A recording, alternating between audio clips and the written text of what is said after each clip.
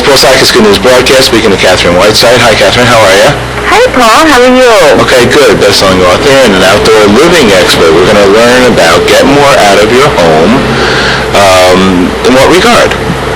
Well, I think everybody's reading and listening to the news about, this summer and gas prices going up and people tightening their belts, and a lot of people find this to be really dreary news. I think there's a sunny side because people are going to be spending more time at home. And, that's never a bad thing, I don't think. Especially when you figure out ways to kind of maximize what you already have there at home by using your outdoors. Okay. Now, there was some survey. What is it? PERC survey. What was that? Oh, PERC. Right. That is, okay, right. So I thought you said T. PERC is the Propane Education and Research Council. And one of their areas of expertise is how people use their out-of-doors. So they have done a lot of research, getting statistics for how homeowners use their outdoor spaces. Okay, and how do homeowners use outdoor space? What did the research come up with?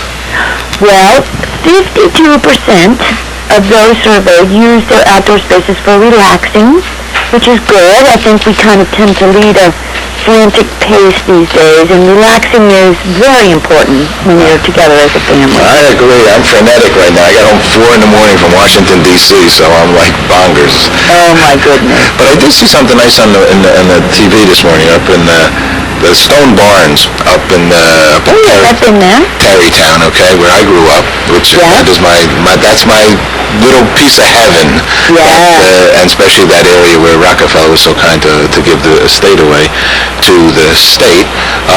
They were talking about making small spaces into vegetable gardens and things like that.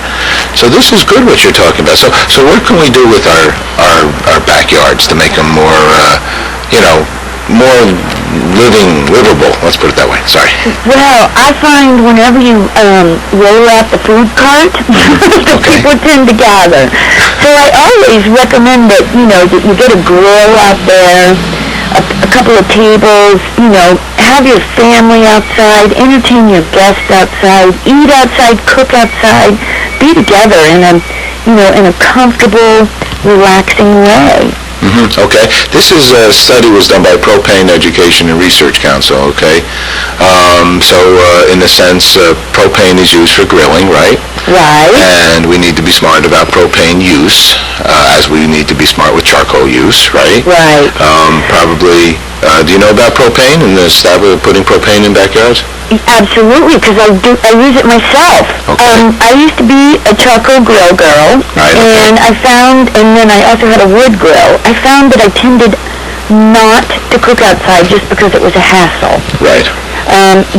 My kids used to joke that often the first sound of a meal cooked outside was my husband on a chainsaw. And, it just means that it's a huge production. Now I have a gas grill, a propane grill, and I love it. I cook outside almost every night. Mm-hmm. Even in the wintertime I cook outside because all I do is go out, turn on the gas, and I'm ready to go. Well, I think it's one of the big pleasures in life as well. I'm a cooker on the grill all the time as well. And I would say, from my knowledge of it, that it's best to get if you can, a gas line from your own gas in your own company, house. Go directly into the grill. If not, that's one way. Then 2, of course, you need the safety with the propane tanks overall.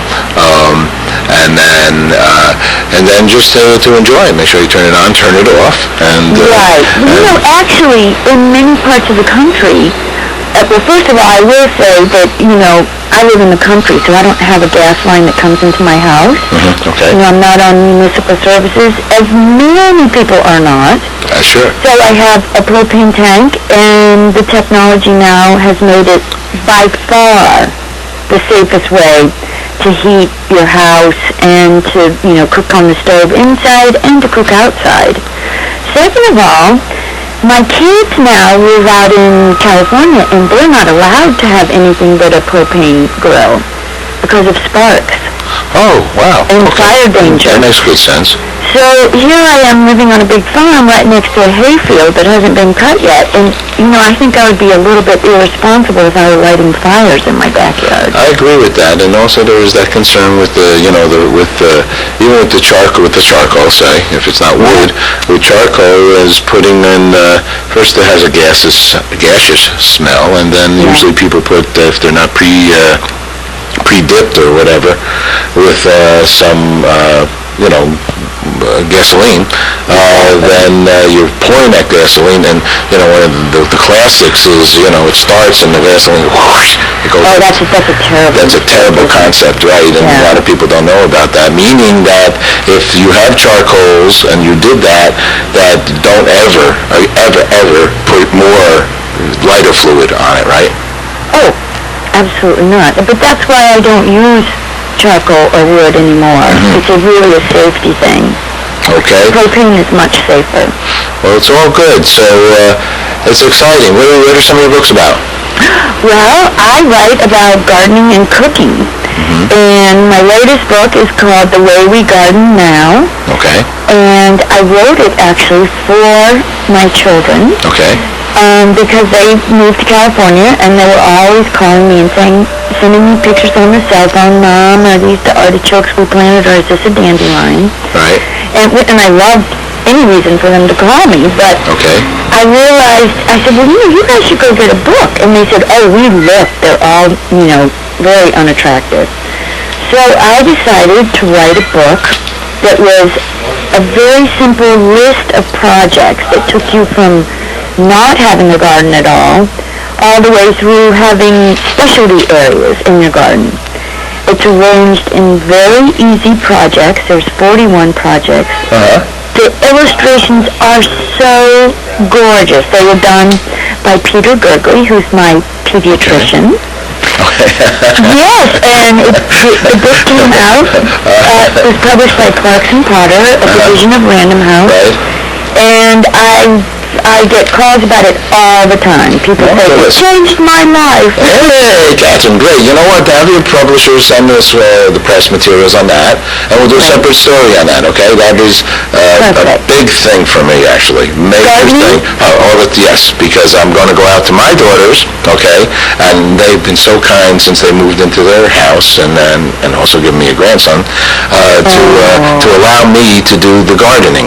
Okay. Great. Now, where do they live? So they live in Roslyn, and as I mentioned, I grew up in Tarrytown. So gardening was a big part of my bonding with my parents, and I love nature. In fact, I helped start the nature series on PBS many years ago. So nature is it. So gardening is very important to me. In fact, this weekend I'm going to go on my birthday.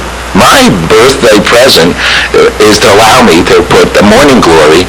We have this one azalea bush, this big one, and so it flowered, and now it's not flowering.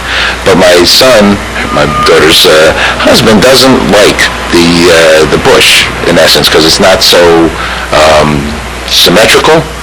So I put morning glory on it. And there's also a light in the middle of it, like a wrought iron light, and he didn't like that fixture because it kind of stands up inside of an azalea. So the morning glory climb up on it, and it turns magnificent overall. Oh, what a good idea. We like that. But Katherine, we need to talk more about you and what you're doing. I just shared my happiest thing. Well, that's pretty happy. I'm happiest outside as well. It's good stuff. Where'd you grow up? I grew up in southwestern Virginia. Okay. And my grandparents and my great-aunt had farms. And now, are you in Tarrytown now? No, I'm right at this second. I'm in Brooklyn, downtown. Okay, because I live on the Hudson River, just north. My train station is New Hamburg. Oh, okay. I know that away. That's all good stuff. All right. Well, I think we learned a little bit about propane here, and the propane education, they should have a website.